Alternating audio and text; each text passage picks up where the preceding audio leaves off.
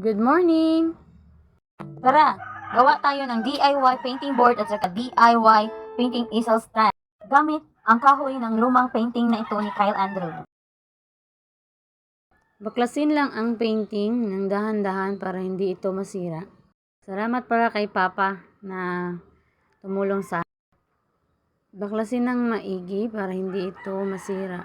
Hindi masira ang quality ng painting natin. Yan. Kasi ako makita ang painting board sa mall kaya gumawa na lang kami ng DIY. Pero nilagay namin ang painting sa isang lumang frame. Para makagawa kami ng painting board at saka painting easel stand.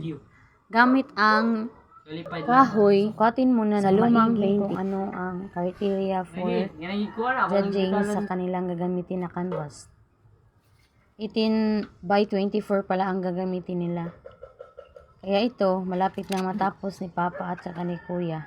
Ganito pala kami sumuporta ng aming mga anak. Kahit mahirap lang kami, gagawin namin ang aming makakaya para kami ay makasuporta sa kanila. Kaya ito na pala yung araw ng painting contest niya. Wala man sa listahan, pero nagawa naman ang paraan.